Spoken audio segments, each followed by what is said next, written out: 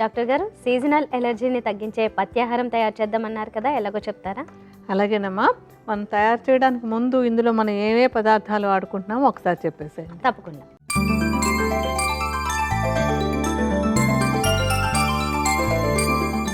Seasonal ఎలర్జీని తగ్గించే పథ్యాహారం తయారీకి కావలసిన పదార్థాలు: పసుపు, సోంపు, ధనియాలు, మిరియాలు, సొంఠి.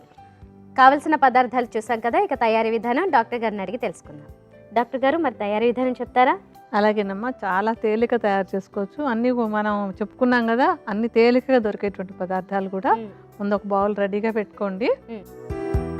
మొట్టమొదట మనం ఇందులో తీసుకునేటువంటిది పసుపు. పసుపు సీజనల్ ఎలర్జీస్, రకరకాల ఎలర్జీస్ తగ్గించడంలో చాలా ఉత్తమంగా పనిచేసేటువంటి ఔషధం. మంచి పసుపు అంటే రెడీమేడ్గా బజార్లో దొరికేది కాకుండా పసుపు కొమ్ములు తెచ్చుకుని దంచి చేసుకుంటే మనకి కల్తీ గిల్తీ ఏమి ఉండదు కనుక అలా తెచ్చుకోండి. ఇలా తయారు చేసుకున్నటువంటి పసుపు పొడిని 30 గ్రాములు తీసుకోవాలి. మీరు కొలత ప్రకారం వేసుకోండి, మీకు చూపించడానికి మేము కొద్దిగా వేసి చూపిస్తాం. కొంచెం ఈ పసుపుని మనం బౌల్లో వేసుకుందామా. తర్వాత మనం తీసుకునేటువంటిది ధనియాలు. ధనియాలు ఏంటంటే మూకుట్లో ఒట్టిగా వేయించేసి దాన్ని చూర్ణంలా చేసుకోవాలి. ఈ పొడి అంటే సుమారుగా ఒక 60 గ్రాముల పరిమాణాలు, అంటే పసుపుకి రెట్టింపు తీసుకుంటాము. ఈ ధనియాలు కూడా ఏంటంటే ఎలర్జీలను తగ్గించడానికి చాలా చక్కగా ఉపయోగపడతాయి. అంటే పిత్త దోషాన్ని అదుపులోకి తీసుకొచ్చి ఎలర్జీలను తగ్గిస్తాయి. అలాగే జీర్ణశక్తిని పెంచడం ద్వారా కూడా ఎలర్జీలను తగ్గిస్తాయి అన్నమాట. సో వేయించి పొడి చేసి పెట్టుకున్నటువంటి ధనియాల పొడి మాకు రెడీగా ఉంది. మీరు 60 గ్రాములు వేసుకోండి, మేము సుమారుగా వేస్తాము. ఇందాక వేసిన దానికి డబుల్ క్వాంటిటీ వేయండి. తర్వాతది సోంపు. సోంపు కూడా అందరికీ ఇళ్లల్లో ఉండేటువంటిదే. ఇది కూడా ఎలర్జీలు తగ్గించడానికి చాలా బాగా ఉపయోగపడుతుంది.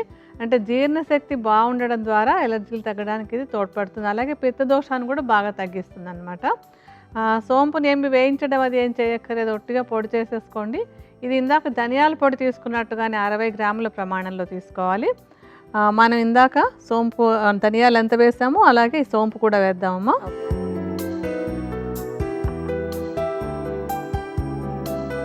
తర్వాత అది సొంఠి. ఇది కూడా హాయిగా అందరికీ ఇంట్లో ఉండేటువంటిదే. సొంఠిని ఎప్పుడు మనం చెప్పుకుంటూ ఉంటాం కదా, కొంచెం మూకుట్లో నెయ్యి వేసి సొంఠి కొమ్ములను వేయించి చల్లారిన తర్వాత పొడిలా చేసుకోవాలి. అలా చేసుకున్నటువంటి సొంఠి చూర్ణం కొంచెం తక్కువగా వేసుకుంటాం, 10 గ్రాములు వేసుకోండి. మిగతావన్నీ 30, 60 వేసాం, ఇది మాత్రం 10 గ్రాములు వేసుకుంటే చాలు. దీన్ని కొద్దిగా సొంఠి పొడి కూడా వేద్దామమ్మా. మనం చెప్పుకున్న పదార్థాల్లో ఆఖరిది మిరియాలు. హాయిగా అందరికీ ఇళ్లల్లో ఉండేటువంటిది మిరియాలు కూడాను. మిరియాలని మామూలుగా ఒట్టిగానే పొడి చేసేసుకోవచ్చు. ఇలా చేసుకున్న మిరియాల పొడి ఒక 10 గ్రాములు వేసుకోండి. అంటే సొంఠి మిరియాలు సమానంగా వేస్తున్నాం. ఇందాక సొంఠి వేసినట్టుగానే మిరియాలు కూడా సమానంగా వేయండమ్మా. కలిపేసేయండి, అన్నీ బాగా కలిసిపోయేలా కలిపేసేయండి. ఇందులో మనకి అన్నీ ఏది బజార్కి వెళ్ళక్కర్లేదు, ప్రతి వస్తువు ఇంట్లో ఉండేటువంటిదే, తేలిగ్గా తయారు చేసుకునేటువంటిది. ఇలా మీరు అన్నీ కలిపి పెట్టేస్తే మనకి ఎలర్జీలు తగ్గించే పథ్యాహారం రెడీ అయిపోయింది. ఓకే డాక్టర్ గారు, మరి దీన్ని ఏ సమయంలో ఏ విధంగా తీసుకోవాలి?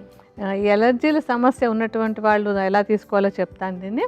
దీనికి ఏంటంటే ఇప్పుడు ఇలా చేసి పెట్టుకున్నటువంటి పొడిని ఆహారం తినేటప్పుడు వేడివేడి అన్నంలో ఒక పెద్ద చెంచాడు పొడి వేసుకుని కరిగిన నేతిని అందులో కలుపుని ఒక ముద్ద అన్నంలో తిన్నట్టుగా తినేసేయాలన్నమాట.